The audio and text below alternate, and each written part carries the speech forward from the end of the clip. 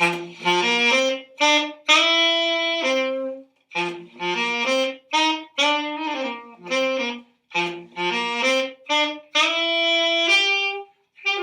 I'm Seb Stephen, and today I'm going to be arguing that Ozymandias is a better poem than My Last Duchess. And I'm Joseph, and I'm going to be arguing to the contrary, that My Last Duchess is a far better and more accomplished poem than Ozymandias. That is simply not true.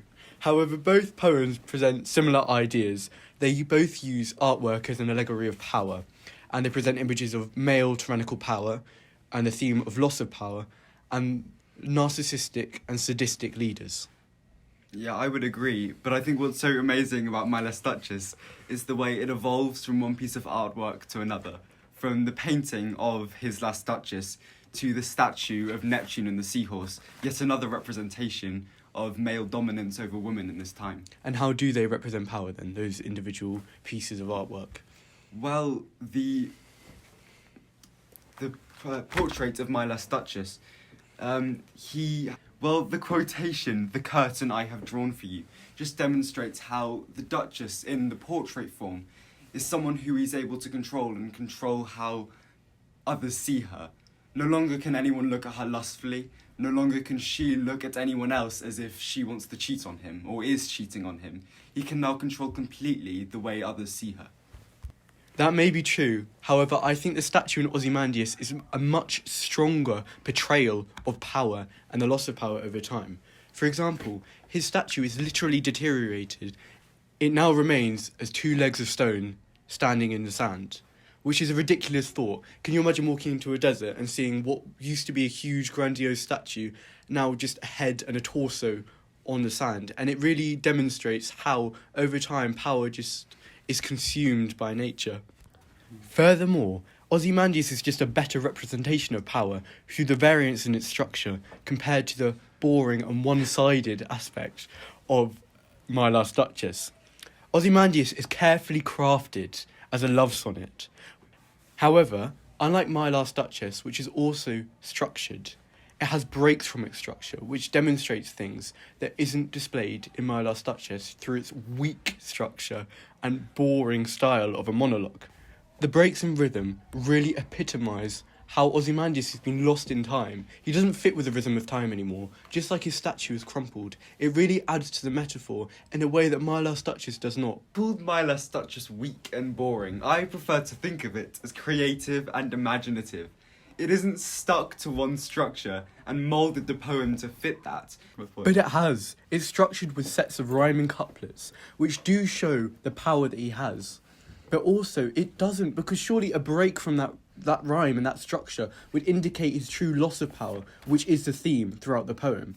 So this structure is used badly, not imaginatively, in the same way that it is in Ozymandias. I would disagree. I mean, the rhyming couplets show his need for control and perfection, but they sharply juxtapose the actual meaning of the poem, which just shows his loss of power and inability to control others' perception of him. For a true loss of power to be displayed, like you've stated there, another opinion would be needed to be included into the work, so you can see it from another perspective and see how it affects other people in the text. This is what Ozymandias has done by using a frame narrative. By casting it as a legend and reported, it shows that he has, over time, not been portrayed through his actual words, but through rumours and legends and myths that has been spread after his death. And it truly shows a deterioration of power in a way that My Last Duchess cannot and does not. I would argue to the contrary. I mean, that's what's so masterful about My Last Duchess. It manages to convey the decaying of the Duke's power while giving the poem from the Duke's perspective. I mean, through the Duke's language, through the fact that it is from his own point of view, we can see his true decaying in power, as he is unable himself to control the perceptions that others have of him. For example, in the phrase, "half flush that dies along her throat," he doesn't mean to reveal anything, but what he does reveal in the word dies is the distinct possibility that he might have killed her or had her killed, showing a true loss in power. You can talk about the language in My Last Duchess, and you can describe it as masterful and genius, as you may have done before. However, the language is contradictory to the structure, but my language complements the structure, enhancing the effect that has been created and crafted by the author. The juxtaposition between the power in Ozymandias' voice when he's commanding people to look upon his works and despair, juxtaposed with the next sentence, which says, "Nothing besides remains," truly demonstrates the loss of power, which epitomises the theme of the poem. I'm not sure if you've even studied My Last Duchess. You say that the structure contrasts the language, but it is quite the opposite. You said that yourself earlier, that the whole point of the poem was to contrast the structure with the language. No, However, the effect of combining the two together in Ozymandias creates a stronger effect. No, what I said was that the rhyming structure contrasted the overall meaning of the poem, not the structure in general. For example, the parenthetic clauses that are used to introduce euphemisms in My Last Duchess shows further the Duke's attempts to control others' perceptions. Then let me discuss the double entendre in Ozymandias, which are beautifully inserted to create an effect of the true tyranny of Ozymandias' reign.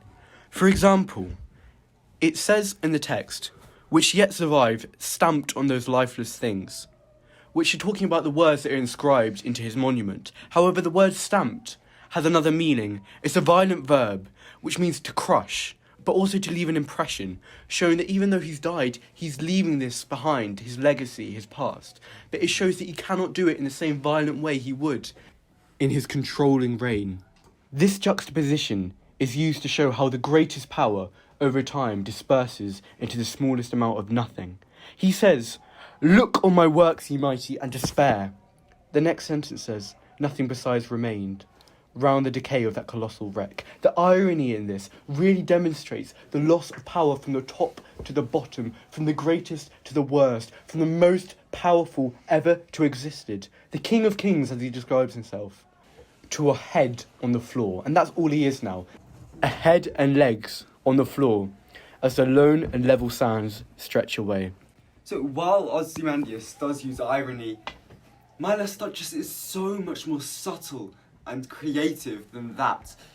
The nuances and the lexis of Ozymandias are just more advanced and more crafted than My Last Duchess. How can you argue otherwise?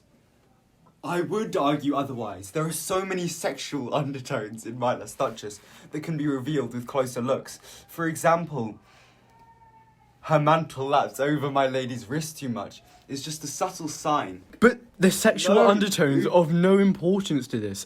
It doesn't contribute anything to the overriding theme of the poem, and the distraction from this, instead of using language to contribute to the theme as it is in Ozymandias, just shows it is not as well crafted. It's thrown together, using language for no particular purpose, but to try and create an effect.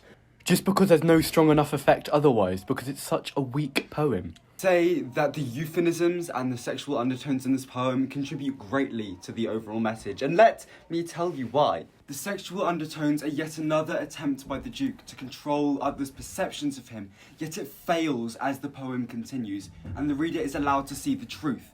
The asyndetic listing in "too easily impressed," "too soon made glad, she liked whate'er she looked on, and her looks went everywhere," just shows this. It slowly progresses from a minor euphemism to something that is highly suggestive of more of an affair. In conclusion, Ozymandias is a much better poem. The use of a love sonnet, which breaks from the structure, shows how Ozymandias is lost in the past, and he doesn't fit with the rhythm of time anymore. In fact, the structure breaks on his name, showing that he himself does not fit in the rhythm of time. And I'd argue to the contrary. My Last Duchess is a masterful construction, set from the Duke's point of view, and yet, through his misuse of language, we are allowed to see the truth and the decaying of his power, despite the attempts he made to retain it. And that's why at the end of the poem, when he references the statue of Neptune, it's so important, because it is a clear representation of him and the way he controls women. I think we can agree to disagree. Comment down below which poem you think is better and why. Thank you for listening to our KESCast.